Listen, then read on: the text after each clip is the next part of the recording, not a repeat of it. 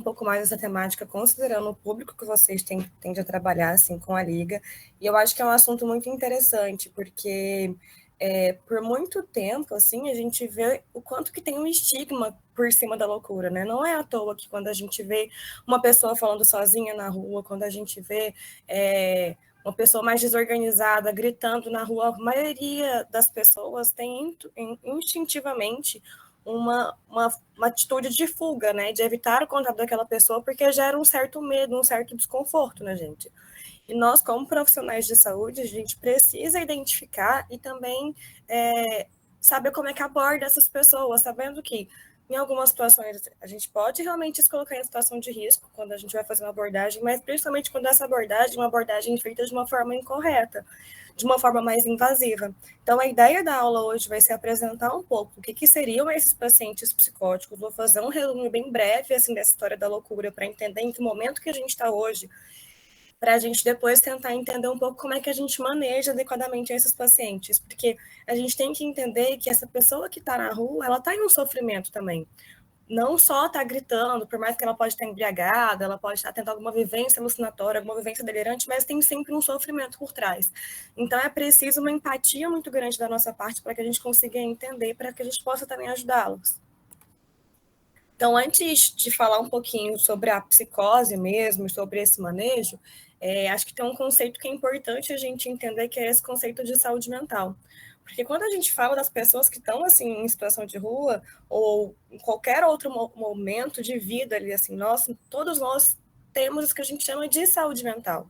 E ainda mais depois da pandemia, a gente vê que a nossa saúde mental está muito prejudicada. E a gente tem visto muito o aumento da concentração de pessoas em situação de rua, e o que eu tenho visto é que essas pessoas têm mudado muito a postura delas, né?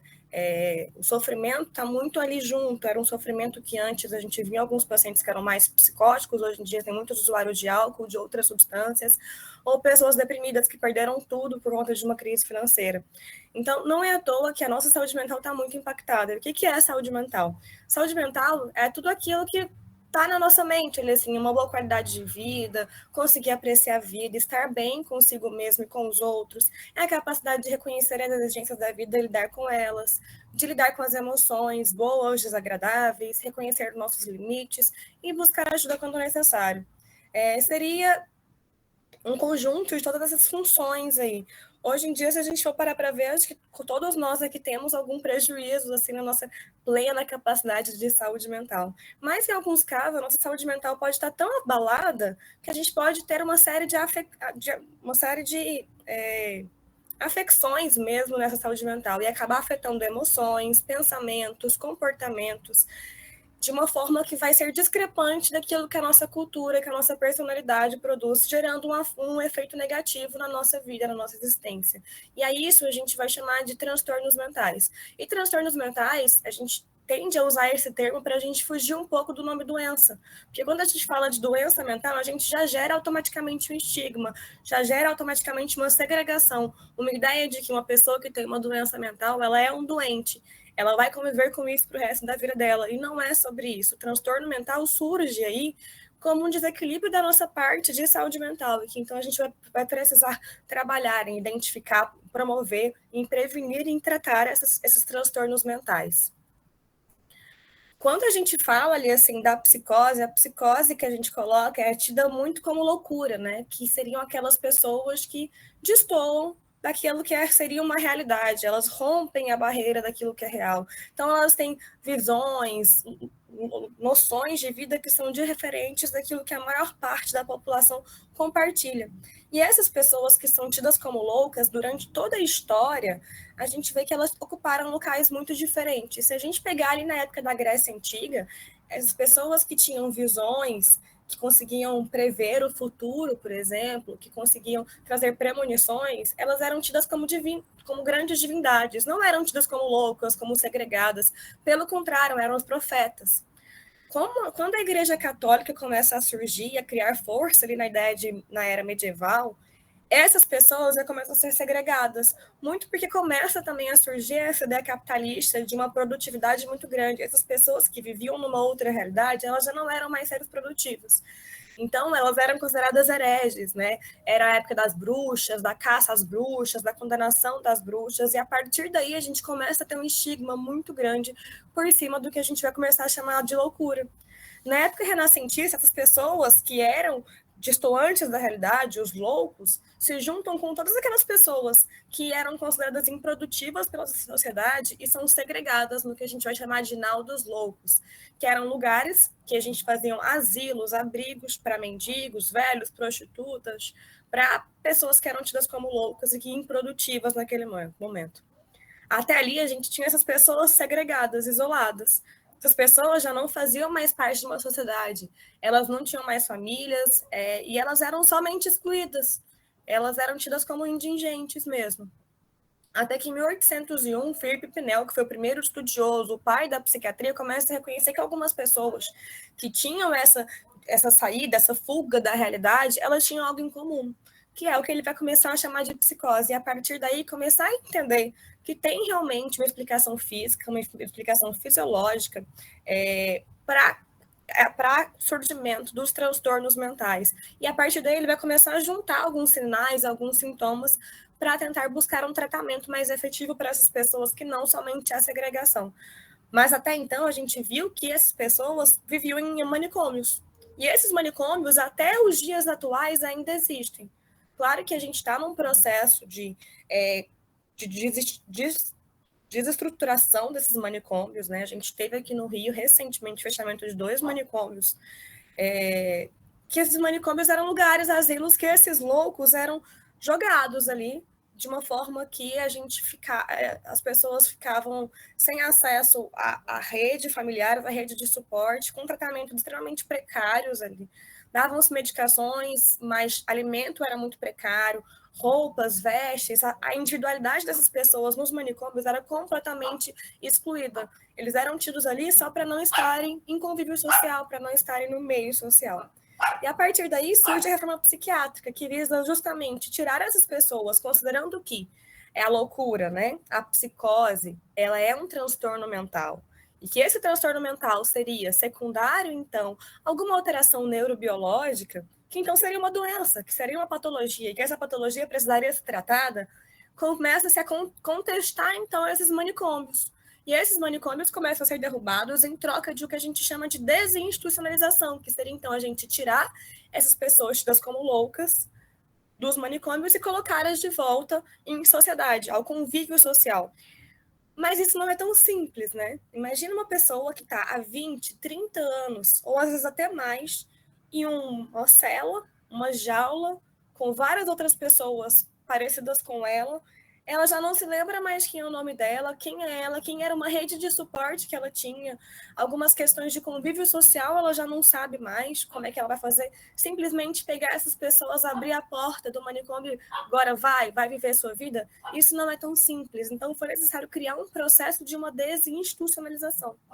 Mas, infelizmente, por mais que tenha se desenvolvido muito, a gente teve a criação de um sistema, que é a Rede de Atenção Psicossocial, que é a RAPS, que é composta por consultório na rua, clínicas de família, núcleos de assistência da saúde da família, que são os NAS e os CAPs, que são Centros de Atenção Psicossocial, que vão visar justamente construir essa rede de suporte para que essas pessoas tidas como loucas fossem ter uma vida relativamente normal quando elas chegassem na sociedade atual. Infelizmente, a rede ainda está em construção, essa rede, que é algo relativamente recente. Então, a gente vê que muitas pessoas que saem desses manicômios, que saem desses hospícios, acabam indo para alguns lugares, que nem sempre são assistências terapêuticas, muitos deles acabam indo para a rua. Então, para onde vão essas pessoas que são portadoras de doenças mentais graves, que são desinstitucionalizadas? Nem sempre elas vão para um lugar adequado e que conseguem receber um suporte adequado. Muitas vezes acabam ficando desassistidas nas ruas ali. Por isso que é extremamente importante a gente entender quem são essas pessoas, o que é essa loucura, o que é a psicose, para quando vocês forem encontrar essas pessoas em situação de rua. E um dos grandes desafios que a gente tem nesse processo de desinstitucionalização vai ser tirar o foco que a gente tem na doença, na imagem perigosa que a pessoa louca tem, como uma pessoa perigosa, uma pessoa que pode te bater, pode te agredir, e entender que essa pessoa, como eu disse no início, ela tem um sofrimento. e que atrás desse sofrimento sempre tem um sujeito, sempre tem um indivíduo, sempre tem uma história. E isso é muito importante, porque a gente está falando de pessoas em sofrimento muito grande. A psicose, segundo a psicanálise, ela vai surgir como uma forma de lidar com uma realidade que é uma realidade insustentável para aquela pessoa. Então, a partir disso, surge a psicose. Imagina se é uma pessoa que vive em uma comunidade extremamente violenta, onde ela acorda todos os dias, tem corpos na porta da casa dela, ela tem que lidar com tráfico, ela tem que lidar com estupro, ela tem que lidar com muita violência ali, assim. E ela consegue criar a partir disso uma realidade mental dela de que ela é, por exemplo, Napoleão Bonaparte, que ela é alguém muito poderoso, porque essa forma que ela encontra de lidar com a realidade é a forma que ela encontra de lidar com esse sofrimento, que é muito triste para ela. Então a gente tem que começar a entender que por trás de tudo isso, a forma como ela lida, existe sempre um sofrimento, que não é só a loucura.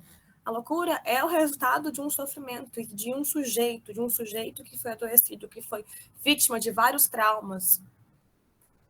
Então, o que é a psicose, né? A psicose é isso que a gente vai considerar quando a pessoa ela rompe com os conceitos reais daquilo que a maioria das pessoas compartilham, que a nossa cultura, que a nossa religião, que a nossa crença social compartilha. E a partir disso, ela vai começar a ter pensamentos estranhos, que vão ser diferentes daquilo. Então, são pensamentos que não são reais, aquilo que a maioria das pessoas acreditam, que vão ser aquilo que a gente vai chamar de delírios, que são pensamentos que até em alguns momentos podem ser reais, mas que a justificativa que a gente tem para aqueles pensamentos são justificativas que são irreais. Por exemplo, que eu uso como algum exemplo, aquelas pessoas que acreditam, por exemplo, o marido acredita que foi traído pela esposa. Mas a forma como ele identifica essa traição é porque ele ouviu um cachorro latindo na rua. E aquele cachorro latindo na rua era um sinal do universo para que ele acreditasse que estava sendo traído. Então, o delírio nem sempre precisa ser algo bizarro, como, por exemplo, os ETs invadiram a Terra nesse momento. Eu estou falando como ET agora, seria um delírio mais bizarro, né? Mas podem ser uns delírios mais sutis e que a gente vai precisar identificar o que estará por trás daquele delírio, como é que é a justificativa que a pessoa tem. Isso vai mostrar para a gente que é um delírio, isso é uma psicose. Ou então, questões de alucinações. Muitos psicóticos têm alucinações. O que são alucinações? São alterações sensoriais, que vão ser, então, de visão, de olfato, de paladar, de tato, de visão, de audição. Então, essas alucinações, a pessoa ela começa a ouvir vozes no ouvido dela, que são vozes claras como a minha voz, que vocês estão ouvindo aqui agora, e que vão falar coisas para ela, coisas boas, coisas ruins, podem ser uma, duas, três, quatro, cinco vozes. E vai tomando o tempo inteiro a cabeça dessa pessoa. Imagina só você conviver com essas vozes no seu dia a dia. Imagina só você tá na rua, você não tem para onde você ir, e o tempo inteiro na sua cabeça terem vozes falando: olha só aquela pessoa andando, ela quer te prejudicar, ela quer fazer alguma coisa com você, e uma outra voz na sua cabeça falando outra coisa, e de repente você começa a ver algo. É muito invasivo, é muito angustiante, gera um sofrimento muito grande para essa pessoa. E em função desses pensamentos, essa pessoa ela vai começar a ter comportamentos estranhos. Imagina se você ouvindo essas vozes, você vivenciando a crença de que tem alguém te perseguindo o tempo inteiro, alguém te vigiando, te monitorando o tempo inteiro. Como é que você vai lidar com isso? Você pode ficar coberto o dia inteiro por uma coberta, mesmo diante de um calor insuportável, ou você pode sair correndo a er, sem destino algum, porque você tem medo, se sente insegura, você pode ir agredir alguém, porque alguém simplesmente te olhou de uma forma diferente e uma voz virou para você e falou que aquela pessoa que estava te olhando, ela estava querendo te ameaçar de alguma forma, estava querendo te pegar, querendo te agredir, querendo te violentar. Então, sempre tem um sofrimento por trás. Esse sofrimento vai gerar alterações comportamentais nessa pessoa também, que podem ser dos mais diferentes tipos de comportamento. Desde comportamentos estereotípicos, como uma pessoa que fica balançando o braço compulsivamente, porque acredita que se ela parar de mexer o braço, o trato gastrointestinal dela vai paralisar, e a partir dessa paralisação do trato gastrointestinal dela, ela vai estar morta por dentro. Ou ela pode ir para o ato de agredir alguém ou se autoagredir porque acredita que tem alguma coisa estranha com ela ou com outra pessoa. Então, a psicose ela vai ser essa ruptura da realidade que vai se manifestar através do pensamento, através do comportamento da pessoa. E a gente tem diversas causas de psicose. E as principais que a gente tem é a esquizofrenia, que acho que todo mundo já ouviu falar, os transtornos de humor, aí a gente vai falar do transtorno de humor bipolar, da depressão com sintomas psicóticos, e de transtornos psicóticos breves, que são aqueles episódios psicóticos que têm uma duração menor de 30 dias e que vão ter uma remissão espontânea após isso, que geralmente vão ser secundários ao uso de alguma substância, alguma complicação clínica, mas que a pessoa tem esse episódio, mas ela não é uma esquizofrênica ou não tem um transtorno de humor. Eu vou só falar por alto um pouco de alguns sinais e sintomas de esquizofrenia, de transtornos de humor e transtorno psicótico breve, porque eu acho que a ideia não vai ser a gente aprofundar muito nessa aula, mas sim a gente identificar quais são os sintomas em comum e como é que a gente vai manejar no nosso dia a dia ali. Então, na esquizofrenia, as pessoas elas têm frequentemente queixas estranhas no corpo. E por isso que é muito importante a gente estar atento a isso. Porque o esquizofrênico, ele pode chegar numa clínica da família, ele pode chegar numa emergência, ele pode chegar numa UPA, ele pode estar na rua se queixando de uma dor de barriga, de uma dor abdominal. Só que a dor que ele tem é uma dor que é muitas vezes inespecífica. É uma dor que ele começa a falar que ele sente o fígado dele se dilacerando. Ele sente as vísceras dele de uma forma diferente do que a gente sentiria. E esses sintomas físicos são muito curiosos, porque os sintomas físicos estão muito presentes na psicose. Geralmente é o que mais faz esse paciente psicótico procurar ativamente ajuda médica. Porque o psicótico, ele tem a convicção de que o delírio, de que a alucinação que ele está vivenciando é algo real. Dificilmente ele vai buscar ajuda por isso. Quem vai buscar ajuda são os familiares dele que estão preocupados. Mas, por queixas físicas no corpo dele, geralmente ele busca ajuda. Então, é um momento que, nessa hora que ele chega para você queixando de alguma questão física, você vai começar a observar como é que está o pensamento, como é que está a atitude desse paciente, como é que são as expressões, a atitude corporal dele, para a gente tentar suspeitar se tem alguma condição psicótica ou não. O comportamento desse paciente que é esquizofrênico, ele tende a se isolar, a estar mais na dele, porque ele está se sentindo muitas vezes perseguido, ele é paranoico, ou ele vai ficar mais inquieto, andar bastante, em alguns momentos ele vai ser agressivo, ter comportamentos bizarros, guardar coisas incomuns. É comum aquela pessoa que coleciona muitos objetos ali, então, mesmo que ele está em situação de rua, você vê que todos os outros têm poucas coisas, ele guarda tudo, e várias coisas que são inúteis para ele. A atitude mais acumuladora que a gente fala. O autocuidado, a higiene é precária, porque ele geralmente tem uma atitude muito indiferente com o próprio corpo, com o autocuidado. As falas são muito empobrecidas, o pensamento dele é empobrecido, é incoerente. Por vezes ele pode se sentir triste, ou então não demonstrar muitas alterações de expressividade, de emotividade. Se sente frequentemente com medo de ser machucado ou de ser prejudicado. Os pensamentos dificilmente é um pensamento contínuo, um pensamento claro, é um pensamento que às vezes pode até ser o que a gente chama de salada de palavras. Ele começa falando um assunto, de repente está falando outro, de repente está falando outro. Você pergunta: oi, tudo bem com o senhor, fulano? Ele começa a falar sobre o Japão, de repente ele fala sobre frutas, de repente ele está falando sobre o cachorro. É um discurso que geralmente é desconexo, principalmente quando a gente está falando de casos mais graves. São pensamentos que são estranhos, que às vezes são aquela questão dos delírios que a gente estava falando, que são justificativas, que são justificativas muito irreais para algo que talvez seja real. Ele pode ouvir coisas, ver coisas, são alguns dos sintomas mais característicos ali de um paciente esquizofrênico. Pacientes em episódios de mania do transtorno bipolar, eles podem aparecer com uma inquietação psicomotora muito grande, aquele cara que está várias noites sem dormir, não se sente cansado, pode estar hipersexualizado, não ter apetite, fala super rápido, aquela pessoa que em um minuto fala muitas informações naquele único minuto, é difícil você entender porque a velocidade que ela fala é muito grande, é impossível você interromper a fala daquela pessoa, tem uma pressão de fala muito grande, não consegue relaxar, ficar parado, faz muitas coisas, se sente no topo do mundo, tem aquelas ideias de grandiosidade muito grandes, se sente muito feliz ou então muito irritado, fica acreditando que é uma pessoa especial. Então, aqui na mania, o paciente ele também pode estar psicótico, ter delírios de grandeza, delírios de cunho persecutório, delírios de cunho paranoico também.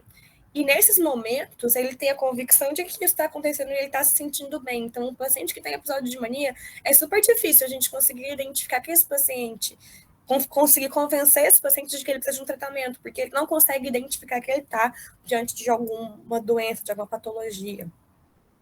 E essa psicose breve tem todos os sintomas ali de uma esquizofrenia ou de um transtorno bipolar, mas é algo que é passageiro, vai ter uma duração breve ali, assim. As principais características de uma inquietação, uma agressividade, falar coisas sem sentido, delírios, alucinações, é algo que oscila mais. E esses pacientes que a gente fala que eles são psicóticos, quando eu estou falando de esquizofrenia, quando eu estou falando de transtorno bipolar, principalmente estou falando de doenças que são crônicas. E que não é porque esse paciente ele tem uma doença crônica, ele tem um transtorno crônico ali, que esse paciente ele vai estar sempre em surto, que ele vai sempre precisar ser internado, sempre precisar ficar segregado por algum motivo. Não, na maior parte do tempo ele está estabilizado. Mas tem alguns momentos, que seja porque interrompeu a medicação, ou seja pela própria evolução desse quadro, desse transtorno, esse paciente pode entrar naquilo que a gente chama de surto, que é quando a gente tem uma mudança brusca no comportamento de uma pessoa. Um exemplo, aquele paciente esquizofrênico, que o pessoal na rua chama ele, ele é maluco, aquele maluco beleza, que fica ali no canto, fala sozinho, mas é legal com todo mundo, tá na dele, se alimenta, sempre tá tranquilo, mas de repente ele começou a jogar pedra nos carros, começou a ficar muito invadido. Então ele começa a ter uma mudança brusca no comportamento dele. Pode ficar agressivo, ficar com muita raiva, muito exaltado. E nesse momento, a gente tem que investir nessa condição para reorganizar e reinserir socialmente esse indivíduo para impedir que ele vá para uma internação psiquiátrica. Nesse momento, é super importante vocês que fazem trabalhos com populações em situação de rua conseguir identificar esses pacientes e tentar fazer alguma intervenção para evitar justamente que caia em um hospital psiquiátrico, em alguma institucionalização, porque muitos dos surtos, antes do surto abrir, ele começa a dar alguns sinais nesse paciente. Então, às vezes, outros colegas que convivem com ele começam a falar: olha, fulano agora já está tantas noites sem dormir, fica andando de um lado para o outro durante o dia. Antes ele sempre era legal com as pessoas, agora ele está mais agressivo, não está comunicando mais. São alguns sinais que as próprias pessoas que estão em volta começam a dar para que a gente fique em alerta com aquela pessoa e consiga articular algo para que esse paciente seja atendido a tempo, de evitar uma crise mais grave, uma destruição a si ou a outras pessoas.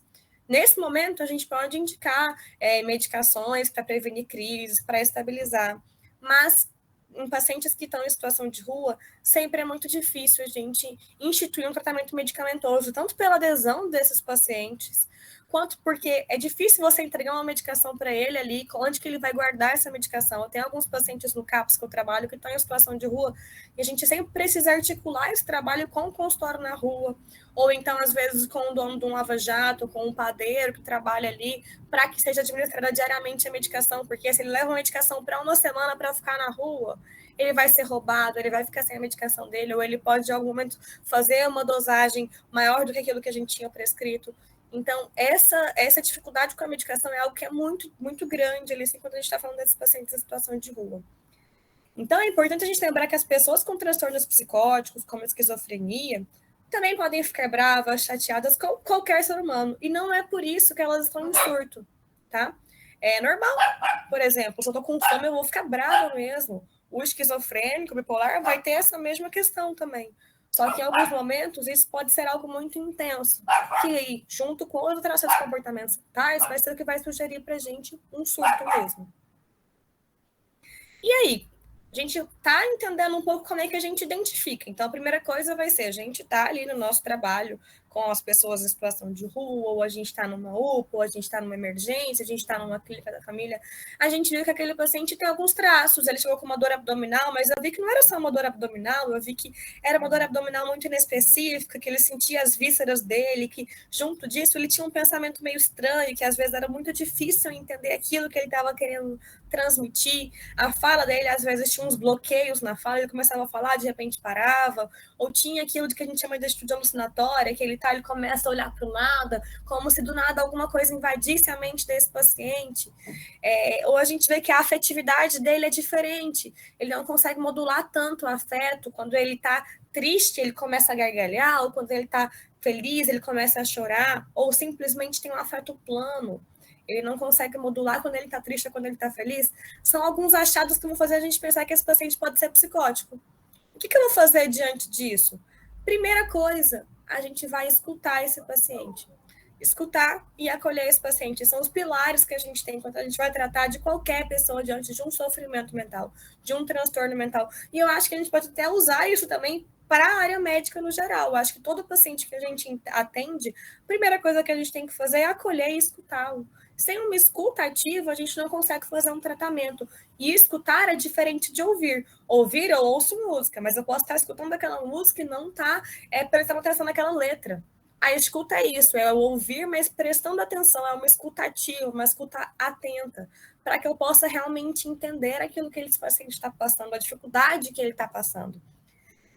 E abordar um paciente psicótico na rua, antes de tudo, requer tempo. A gente não vai esperar que da primeira intervenção que a gente tem nesse paciente, a gente vai conseguir identificar que ele é esquizofrênico ou que ele é bipolar e ter convicção disso, e além disso, convencê-lo de que ele precisa se tratar e articular um tratamento, instituir um tratamento e curar ele. Isso é impossível. A gente vai precisar do que a gente vai chamar de vínculo. Então, esse acolhimento é essencial, porque é ele que vai direcionar que esse paciente se sinta acolhido por você, consiga se vincular, criar uma aliança com a pessoa que está o atendendo, para a partir disso a gente tentar convencê-lo de que ele está precisando de ajuda, de que ele está precisando de um cuidado que muitas vezes vai passar pelo corpo num primeiro momento, para depois ir para a parte mais subjetiva, para a parte mais mental. Então, por vezes, a simples presença nossa e o silêncio já são os melhores caminhos para aproximação. Às vezes é só estar do lado dessa pessoa, se apresentar, dizer que está ali para ajudar esse paciente, para aquilo que ele precisar, e deixar que aquele vazio vai surgir algo em algum momento, porque tem um timing, tem um tempo que esse paciente vai conseguir se sentir acolhido, se sentir bem, conseguir confiar no terapeuta, no analista, em quem está avaliando ele. Então, o importante aqui é que a gente não negligencie o sofrimento das pessoas, independente do caráter delas. Não me importa que se é uma pessoa que saiu de uma prisão e que está em situação de rua e que ela matou não sei quantas pessoas porque ela estava ali com um delírio, com uma alucinação muito ativa e ela acabou matando a ex-companheira e foi presa por causa disso. Não me importa aquilo que ela fez. O que está me interessando nesse momento é que ela está diante de um sofrimento e que eu preciso olhar para essa pessoa e que eu preciso escutar essa pessoa e que eu preciso tentar ajudar ela naquilo que for possível, tá? É importante a gente lembrar que mais do que uma entrevista, aqui a gente vai falar de um pouco da entrevista psiquiátrica, claro, mas a entrevista aqui é diferente, porque eu não vou me ater naquela entrevista bem objetiva que a gente tem na clínica, de seu nome, seu telefone, onde você está, nome do pai, nome da mãe, tua idade, queixa principal, HDA. Não, aqui eu vou focar muito mais num diálogo, numa apropriação do caso dessa pessoa, numa aproximação dessa pessoa. As pessoas que estão em situação de rua, elas tendem a ser muito mais desconfiadas do que as pessoas que chegam na clínica, do que chegam no consultório. E dificilmente, então, elas vão nos revelar todas as informações em um único encontro. É importante a gente construir um vínculo de confiança que deve vir antes e leva mais tempo quando a gente está falando de pessoas que estão em situação de rua. Assim, é preciso ter paciência para obter respostas às perguntas necessárias conforme for possível.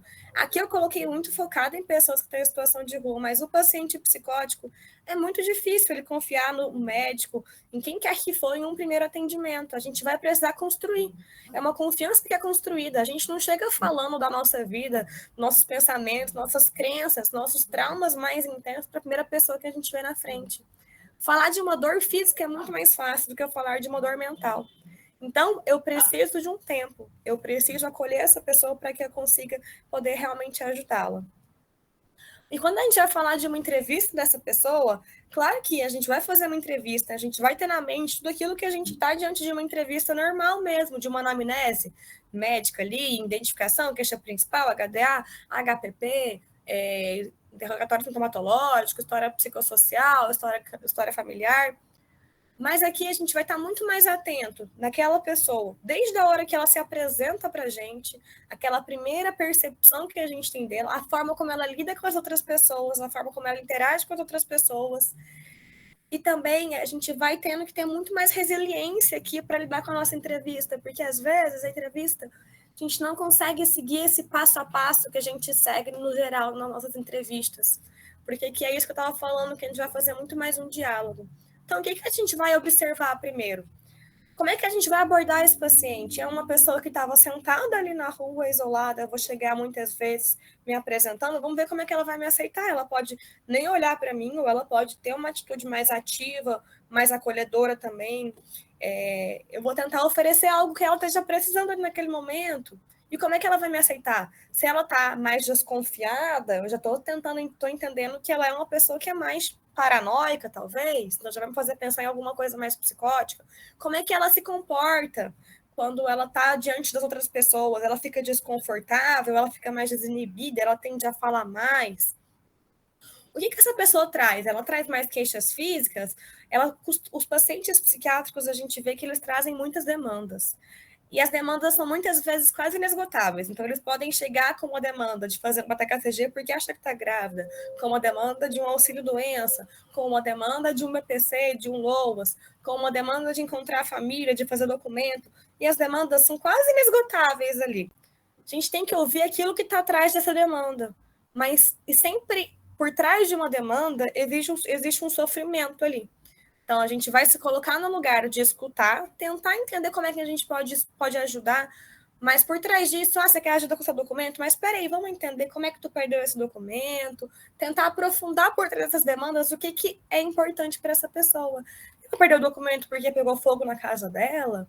Porque ela colocou fogo? Porque o marido? O que aconteceu por trás disso? Porque isso vai ajudar a gente a trazer um pouco da história, porque a gente sempre lembra que eles têm uma dificuldade muito grande de trazerem isso para a gente. Então, essas demandas geralmente são a chave que a gente tem para a gente conseguir aprofundar numa entrevista, aprofundar na história desse usuário, desse indivíduo. E também é importante sempre a gente se atentar que sentimentos que essa pessoa provoca nos profissionais. É muito comum quando a gente está diante de um paciente psicótico, a gente sentir um medo. Porque isso é algo histórico, né? Que nem quando eu comecei a falar ali um pouco da história, a gente foi criado assim, olha, não vai conversar com pessoas estranhas podem colocar, não aceita bala de estranhos, a gente ouviu isso quantas vezes dos nossos pais no nosso desenvolvimento, né? Então a gente já cresce com um certo medo, a gente já cresce ali vendo com um certo estranhamento uma pessoa que está em situação de rua, infelizmente é isso. Então, quando a gente vê a loucura, quando a gente está diante da loucura, também gera um medo na gente, gera um desconforto. Em alguns casos, e muitas vezes eles vão trazer histórias de vida que são tão pesadas que também vão gerar tristeza, vão gerar sofrimento, que muitas vezes vão ativar alguma memória, algum trauma que nós mesmos vivenciamos. E isso é importante da gente avaliar porque pode gerar um bloqueio. Por exemplo, uma pessoa que sofreu um abuso sexual vai trazer isso como uma demanda para uma mulher que também sofreu um abuso sexual, como uma médica que sofreu um abuso sexual, por exemplo. Quando essa pessoa que sofreu esse abuso, que escuta isso, ela inconscientemente vai ter um estranhamento, pode ser uma compaixão, pode ser uma atitude mais evitativa, cada um vai ter uma forma diferente de lidar. Então, esse sentimento também é importante, porque esse sentimento pode tanto fazer com que a pessoa abrace muito e queira resolver todas as demandas daquela pessoa, que vão ser impossíveis da gente conseguir lidar com todas as demandas, como também ela pode simplesmente se afastar porque ela não consegue lidar com aquilo, porque pode ser demais para ela. Por isso que é importante a gente também se ater naquilo que a gente está sentindo quando a gente está atendendo um paciente psiquiátrico. E como é que a gente vai conduzir a entrevista? A entrevista, ela vai ser mais uma conversa. Eu sempre falo que a gente tende ali na saúde mental aqui a mimetizar, às vezes, uma conversa no bar. O quanto mais informal você for com essa pessoa, mais ela vai abrir o jogo para você. Você conta mais das suas questões internas. Quando você está num bar com os amigos, quando você está conversando com pessoas ali indiretamente, ou quando você senta numa sala com várias pessoas te observando e te olhando.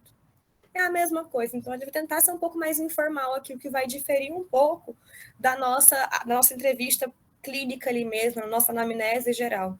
E isso vai ser o que vai fazer a gente criar um certo vínculo com a pessoa. Então, muitas vezes, durante o exame, eu pergunto para a pessoa o que ela gosta de fazer, tento achar algo que a gente tenha em comum para criar um vínculo, para criar uma aliança.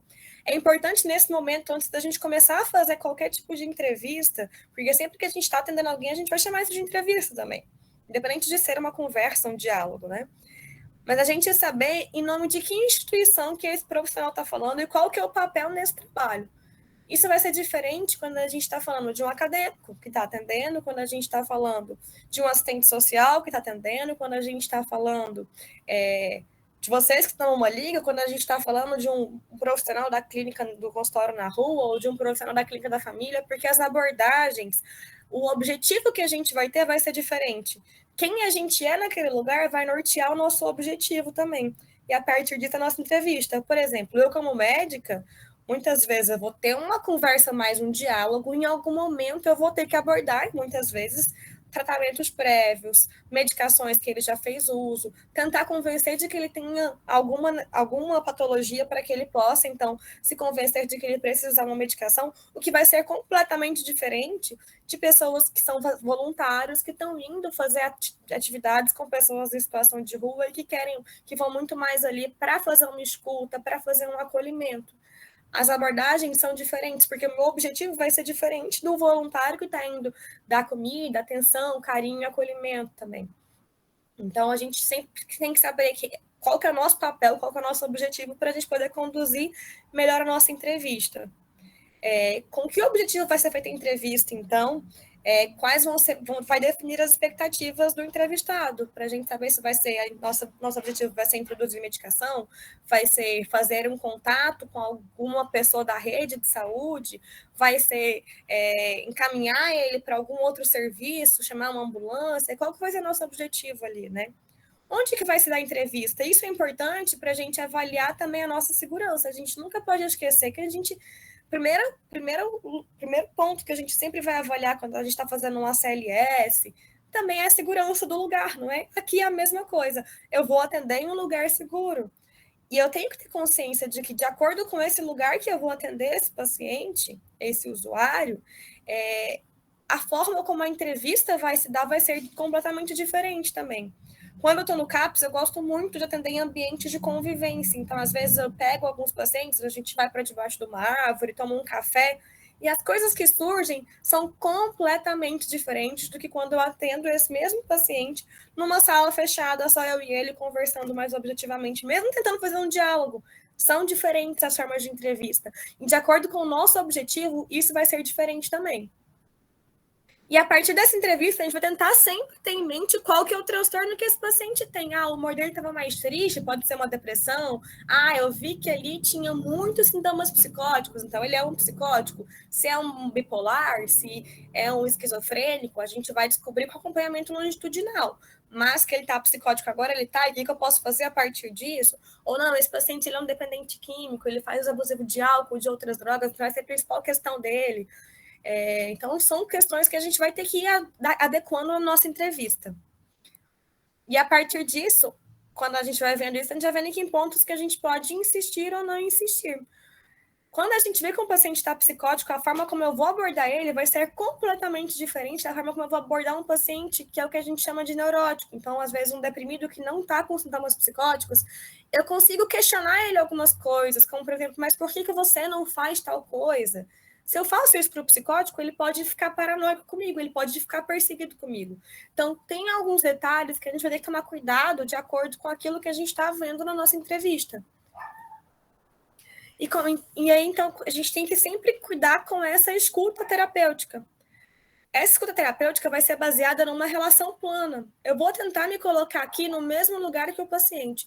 Eu vou tentar me colocar o mínimo possível como uma médica, uma pessoa que está num patamar superior, porque eu quero que ele tenha confiança em mim, que ele se abra o máximo possível comigo. Vou ver esse indivíduo como alguém novo, como um ser único. Não dá para eu generalizar. Esquizofrenia, todo mundo que tem delírio, alucinação, sintomas positivos, sintomas negativos, transtorno bipolar, tem que ter episódios de mania. Não é só a gente pegar sintomas.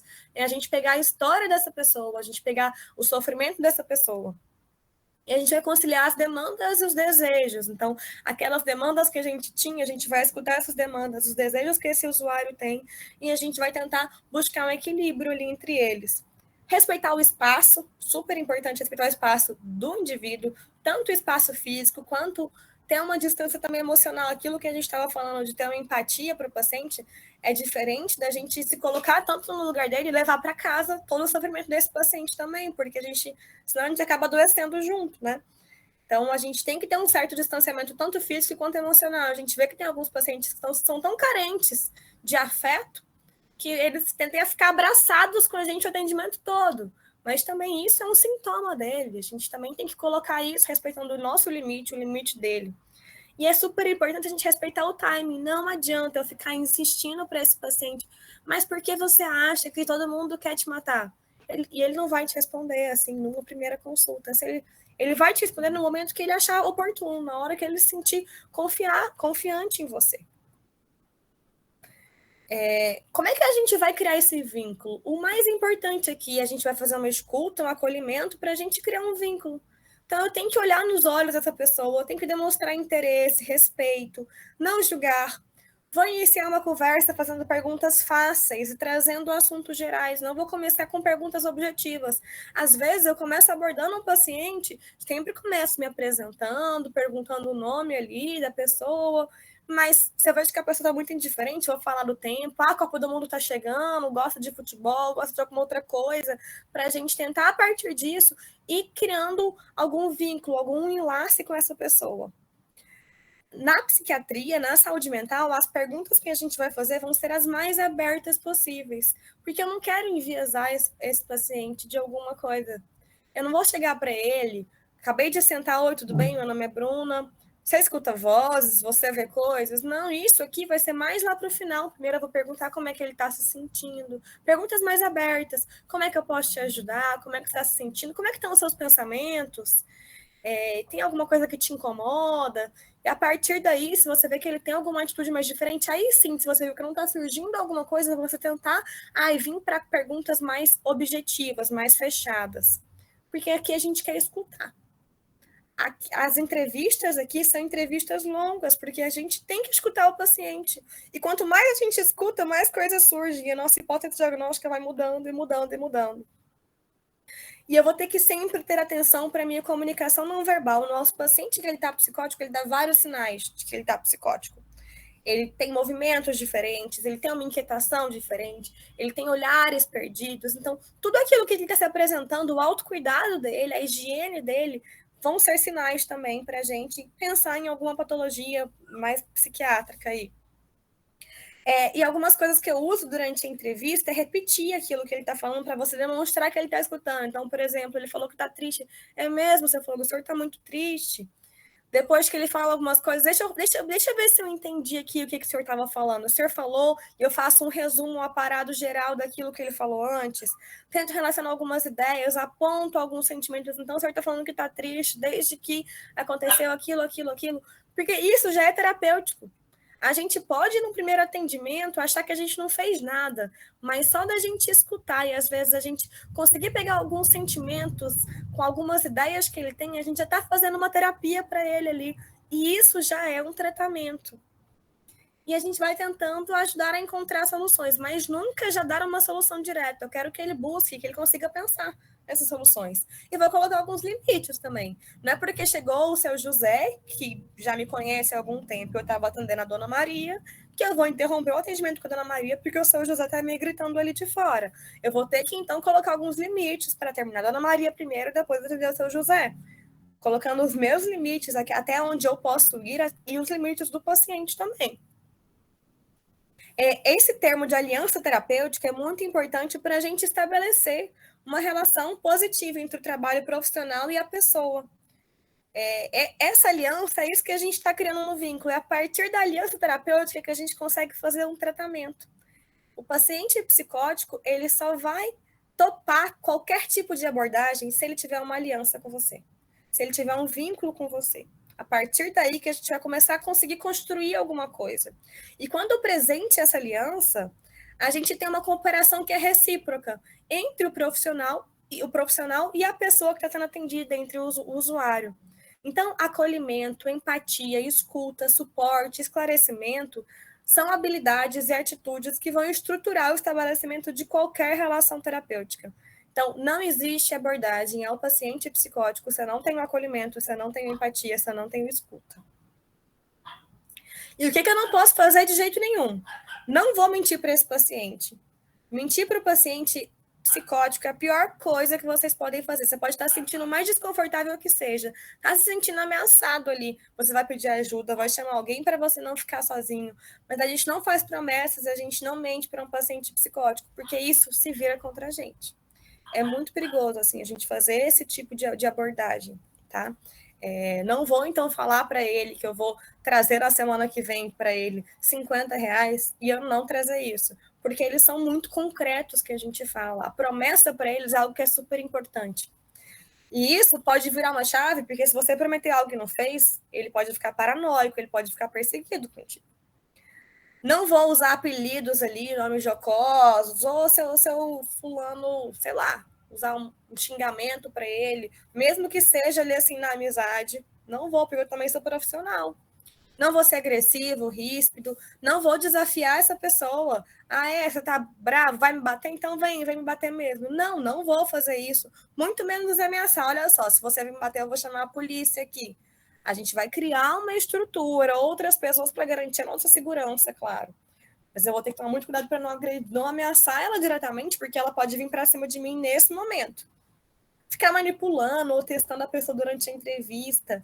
Não posso julgar ou ficar dando minha opinião pessoal. Olha, mas eu acho que você devia fazer isso. Eu estou conhecendo hoje a pessoa, quem eu acho que eu sou para ficar dando opinião na vida dessa pessoa que passou por um monte de coisa aí. E eu vou não tentar fazer a pessoa entrevistada acreditar na crença pessoal do entrevistador. Isso também é super importante. Não é porque eu acredito em um Deus que eu vou querer que esse meu paciente acredite em um Deus também. A gente vai ter que respeitar, não julgar. E, infelizmente, alguns desses pacientes podem, então, evoluir para quadros mais agressivos. A gente identificou que a gente está diante de um paciente psicótico, ou mesmo um não psicótico, a nosso maior temor ali, assim, historicamente, é a agressão. É bem raro, tá? Eu lido diariamente com pacientes psicóticos. Minha formação foi dentro de um hospital psiquiátrico, que é o IPUB. E eu conto nos dedos, às vezes, que eu fui diretamente agredida. Acho que foi só uma vez, assim, e foi muito porque tentei fazer uma contenção junto com pessoas que estavam despreparadas para isso. Mas por que é difícil assim a gente ser realmente agredido? Porque o paciente, ele dá sinais antes dele partir para cima de você. Você não está andando na rua e de repente alguém vem e te bate. É muito difícil isso acontecer. Então, quais são esses sinais, né, que são iminentes ali, assim? Esses sinais a gente vai ter que sempre estar atento. Eu posso estar olhando um paciente que está tranquilo ali, assim, tem os delírios, as alucinações dele, mas se ele começa com um comportamento um pouco provocador, começa a ficar mais irritado, a falar mais alto ou mais ameaçador, começa a abrir, fechar os punhos, respiração fica mais rápida, ofegante, está muito inquieto, postura mais tensa, fica tocando e batendo a mão na mesa, na parede, no chão, gritando, são sinais claros de que esse paciente está agressivo. O que eu vou fazer nesse momento? Eu vou interromper a entrevista, eu não vou ficar dando pano para esqueci a palavra, dando pano para manga, né? Enfim, não vou ficar dando corda para esse paciente, porque ele vai me agredir se eu continuar dando moral para isso. Então, vou ter que cortar, vou ter que chamar outras pessoas para estarem comigo. Violência súbita, geralmente, ela é causada por um gatilho, ou seja, tem um desencadeador. O paciente ele vai agredir porque em algum momento ele ficou invadido por você. Um psicótico, ele não agride do nada, não agride porque ele é ruim. Ele agride porque ele ficou invadido por alguma coisa, seja por uma voz, seja por uma paranoia, por um delírio que ele teve contigo. Por isso que ele vai agredir. E como é que a gente lida com esse paciente agressivo, então? Nunca vou ameaçar esse paciente, não vou atender sozinho, vou chamar pelo menos mais uma outra pessoa, porque isso vai inibir a chance dele vir para cima de mim. Se a pessoa se tornar violenta, primeiro eu vou tentar acalmar. Olha só, fulano, vamos ficar mais calmo, mas eu vou ter que ser firme, eu não vou passar a mão na cabeça. Às vezes eu vou falar mais forte, sem gritar com esse paciente, sem ser ríspido com ele, porque eu vou deixar ele mais assim, mas eu vou ter que passar tranquilidade. Olha só, nós estamos aqui para te ajudar. Como é que eu posso te ajudar nesse momento? Eu acho que você interpretou errado. Vamos sentar, vamos tomar uma água, vamos respirar. Já não chega direto oferecendo medicação. Tenta encontrar aquela pessoa que ele tem vínculo, porque essa pessoa que tem vínculo, geralmente, é quem a gente consegue fazer uma abordagem. E quando isso não for possível, a gente pode necessitar de fazer uma contenção. Eu imagino que durante os atendimentos na rua, a gente não tenha esse espaço para fazer uma contenção, mas para o dia a dia de vocês, acho que é válido assim, a gente passar dar uma pincelada nisso, que em alguns casos a gente tem que fazer uma contenção, e a contenção a gente só deve fazer quando as pessoas são treinadas. Nunca faça uma contenção de 1 ou 2 pessoas, no mínimo 4 pessoas para fazer uma contenção física. E contenção física somente se ela estiver associada com a contenção química, né? Eu não vou, é violência, só conter a pessoa sem medicar essa pessoa. E quando que eu vou conter essa pessoa se o paciente está eminentemente agressivo comigo ou com ele mesmo, se colocando em situações de risco? Outra situação que eu tenho que ter muita atenção é os quadros de atenção de confusão mental aguda, os quadros de delírio. Porque um paciente pode se manifestar agressivo com a gente e ele está diante de um delírio. E essa é uma condição que eu acho que é de extrema importância vocês conseguirem identificar quando estiverem no trabalho, nas ações com pacientes em situação de rua. Por quê? Eles frequentemente têm comorbidades clínicas, HIV, tuberculose, entre várias outras comorbidades clínicas. E eles podem estar diante de uma pneumonia, por exemplo, fazerem episódios de agressividade, de delírios, de alucinações, ter um rebaixamento de nível de consciência, e isso ser um delírio e não um quadro psicótico. E a gente acha que ele é psicótico, psiquiátrico, e que por isso eu não vou tratar esse paciente, eu vou encaminhar para o consultório na rua, esse paciente vai ao óbito porque ele estava séptico, por exemplo. Então, a gente tem que identificar se ele tem um nível de consciência alterado, se é algo que surgiu mais agudamente, se ele está desorientado em tempo e espaço, se está agitado, se tem delírios, ele não está dormindo, não está cooperativo. Eu vou ter que investigar essa área clínico primeiro. Se é algo clínico, a gente vai sinalizar a equipe de referência para que ele possa iniciar uma investigação clínica. Então, talvez ir para uma UPA, talvez chamar um SAMU, ir para a clínica da família, para a gente excluir a causa clínica antes de pensar que é somente um paciente psicótico. Então, depois que a gente identifica esse paciente psicótico, a gente vai aproveitar essa aliança terapêutica, esse vínculo, para iniciar um tratamento medicamentoso ou não. Claro que eu acho que na ação de vocês é difícil a gente fazer esse início, mas é super importante identificar esse paciente. A gente identifica esse paciente e a pessoa que fez esse vínculo, ela é a pessoa mais importante, porque a pessoa que fez esse primeiro vínculo é quem vai conseguir garantir que ele vai ter uma adesão ao tratamento depois. E aí, para onde a gente vai encaminhar esse paciente? A gente pode encaminhar para a clínica da família. Hoje em dia, a gente tem um dispositivo que a gente chama consultório na rua, que é uma parte da atenção primária, que trabalha com pessoas em situação de rua, né? E que tem uma pegada também da atenção psicossocial, porque antes era consultório de rua, que era só da atenção psicossocial, e o consultório na rua da atenção primária, então é como se a gente fosse uma fusão dos dois. Então, os consultórios na rua têm um papel super importante com esses usuários.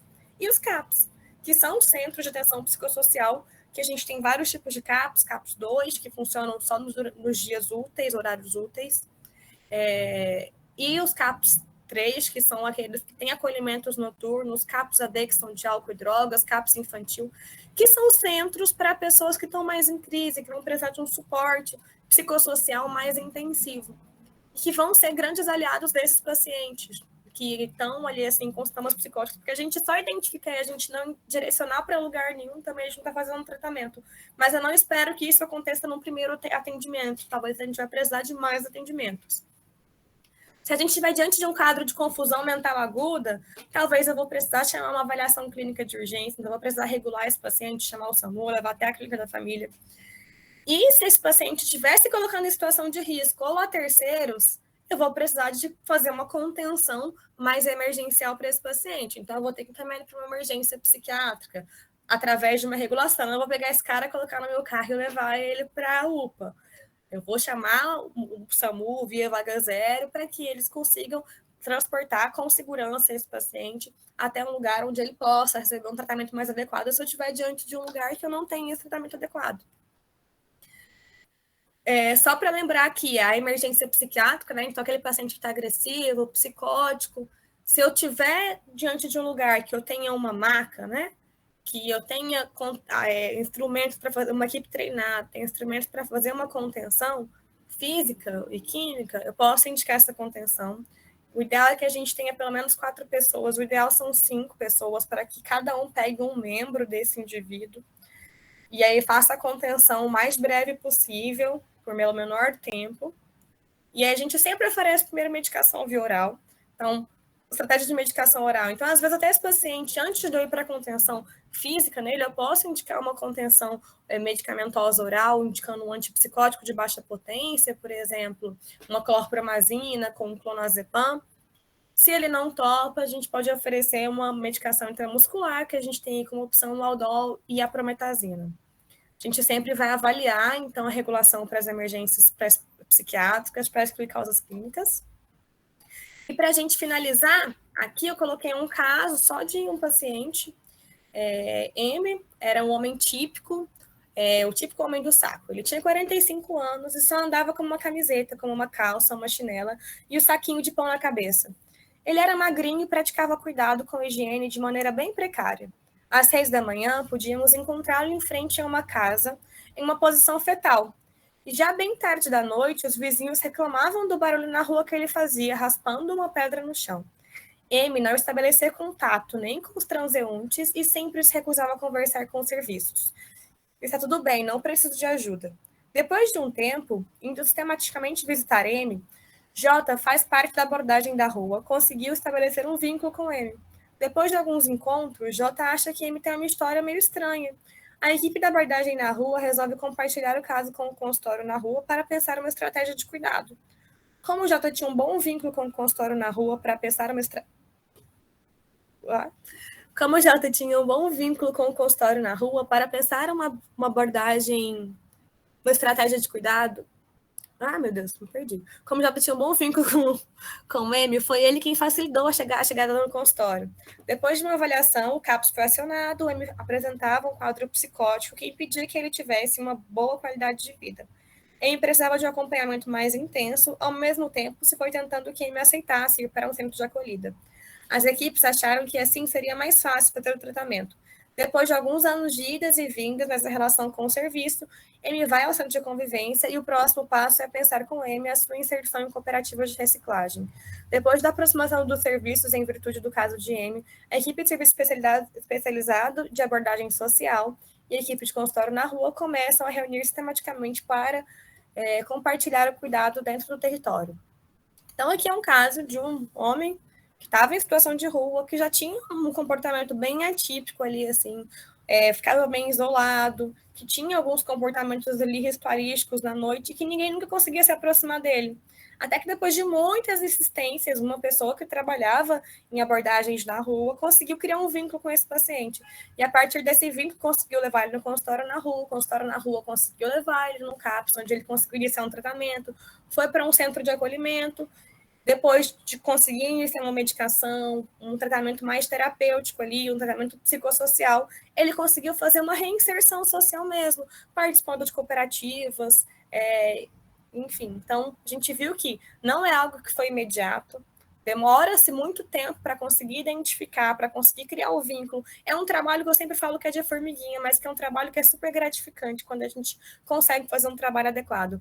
E só na gente conseguir fazer essa identificação de quem que é esse paciente psicótico e conseguir criar uma vinculação com ele, a gente já está mudando pra caramba o prognóstico desse paciente. Acho que é isso que eu tinha para falar para vocês. É isso. Deixa eu encerrar aqui.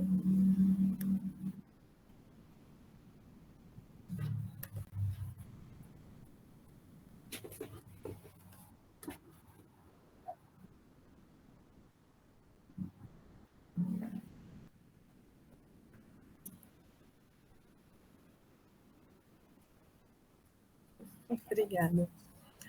E vocês têm alguma dúvida?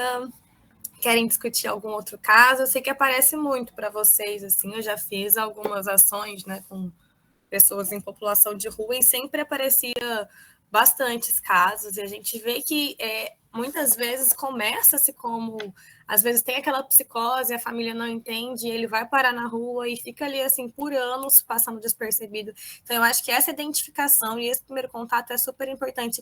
E claro que não é fácil.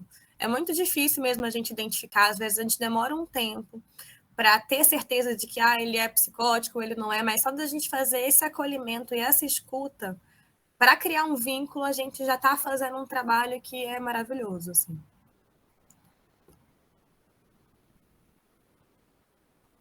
Eu acho que o que a gente tem dificuldade na ação é tempo, né? Assim, tem muita demanda, e para criar esse vínculo, que a pessoa procure a gente e que volte mais vezes para procurar a Uhum. gente, para conversar. Eu acho que a gente está tentando criar mais isso agora com o pessoal da psicologia também, que está junto com a gente, para ajudar, mas é complicado. É esse trabalho de formiguinha mesmo. Eu já vejo algumas pessoas lá que já são características. Toda ação que eu vou, eles já estão lá. Eles passam, aí olham, aí passam de novo, aí fica perto da gente, olha a gente, fala alguma coisa. Mas eu acredito que uma hora eles venham falar com a gente e que a gente consiga atender de uma forma digna, assim, né? Sem muitos preconceitos. Eu acho que o acadêmico de medicina tem muito essa questão de não saber lidar, e o que a gente não sabe lidar, a gente reprime, a gente deixa de lado, ou a gente não atende, né? É complicado. Sim. E é isso, é muito, muito trabalho. Quando eu falo trabalho de formiguinha, é justamente isso. Às vezes ele está passando por ali, ele vê vocês, no outro dia ele pode voltar mais curioso para tentar trocar alguma coisa. E eu tinha até algum paciente lá do CAPS que ele nunca chegava até a gente. Ele morava longe, a gente passava por ele, indo do caminho do metrô até lá onde a gente trabalha. E a gente sabia, ele, assim, pelo jeito que ele fica, que ele tinha alguma psicose. E era sempre bom dia, passava, a equipe toda passava falando bom dia, bom dia.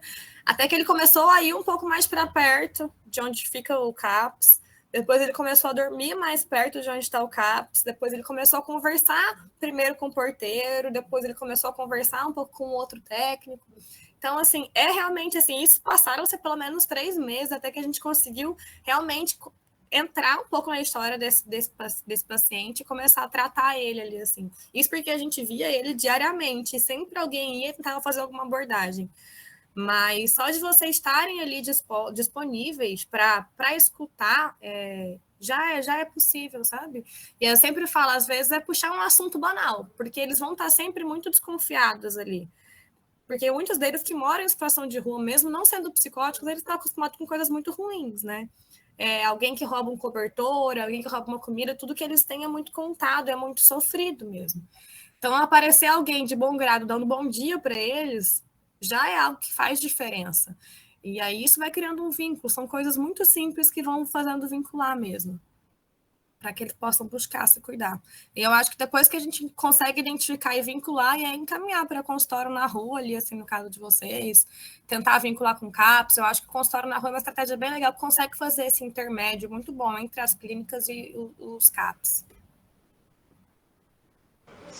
Oi, Bruna. Boa Oi. noite. Meu nome é Evelyn. Obrigada pela aula. Acho que é um tema extremamente relevante na rua. Eu acho que muitas das vezes negligenciado pela gente, porque a gente não tem competência e eu acho que nem tempo para poder lidar, sabe? Mas uma coisa que me incomoda muito é que a gente realmente não faz bem e a gente precisa fazer melhor, já que eu acho que o número, né, de pessoas psicóticas ou com transtornos psiquiátricos quaisquer são, acho que, subdiagnosticadas pela gente, sabe? Eu acho que atualmente a ONG tem o apoio da psicologia, que é um apoio maravilhoso, mas não tem de psiquiatra. Eu, sinceramente, não consigo ver, conhecendo um pouquinho a ONG, eu simplesmente não consigo ver um atendimento do médico que vai discutir com os alunos fazendo essa abordagem psiquiátrica, sabe? Acho que é por falta de competência mesmo, por falta de formação, não por falta de boa vontade, eu acho que não.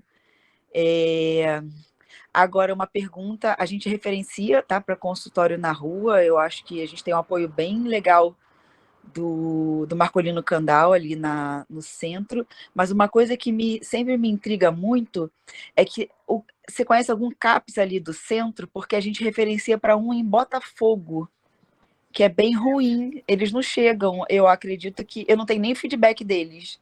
Sim. O centro do Rio é bem complicado, assim, de CAPS. Tem o Franco Basaglia, né, que é em Botafogo, que é um CAPS 3 adulto. Tem o Maurício, que é um infantil, que também é em Botafogo. E a D, que eu precisava muito ter, tem só o Centro Rio, que não é muito bem um CAPS, assim, a ideia é um pouco diferente. Então, deixa muito a desejar ali, assim, essa área aqui do Rio, realmente. Por isso que eu acho que o consultório na rua faz muita diferença ali. Faz, mas a abordagem talvez seja um pouco... Claro que eles vão ter o acolhimento, eu acho que manter essa porta aberta é importantíssimo. Mas eu acho que a abordagem especializada e principalmente medicamentosa, quando necessário, fica muito aquém. Tá desejando. Eu acho, essa é a minha impressão. É claro que ajuda aí muito, mas eu acho que a gente não manipula psicotrópico na rua, principalmente por falta de conhecimento mesmo, sabe? Por falta de controle, a gente até pode fechar com consultório na rua, mas eu acho que diagnosticar, né? Eu acho que iniciar tratamento é uma barreira que a gente tem grande ainda, ao meu ver, sabe? Com os médicos que discutem os casos. Mas, enfim, a gente tenta melhorar. Eu acho que se você puder já divulgar a nossa ONG, já nos ajuda bastante. Sim. Eu estava até falando um dia desses que eu quero participar de uma das ações, e se vocês quiserem também, posso tentar ajudar assim, a discutir um pouco dessa questão de medicação, de psicotrópico para passar. A gente vendo que é possível, vocês começarem algo, eu super apoio, assim, a gente pode tentar fazer algum outro trabalho junto mesmo. Não, divulga pra gente, caso você não possa fazer, sabe? Eu acho que já nos ajuda muito, porque a demanda é gigante. Então, divulgar o trabalho já nos ajuda muito. Mas a gente só vai poder manipular e pegar a doação de medicação se a gente tiver realmente um trabalho continuado, senão a gente acaba com uma lacuna grande. Com certeza. Mas, enfim, a gente segue tentando, não tem problema. Sim. Obrigada, viu? Obrigada a vocês. Uma pessoa tinha levantado a mão, acho que é a Adelina, né? Oi, tinha sido eu. É porque eu fiz psicologia, né, antes de fazer medicina, e eu tenho algumas histórias assim que me falaram não de população de rua, mas em questão de surto. Uma vez um professor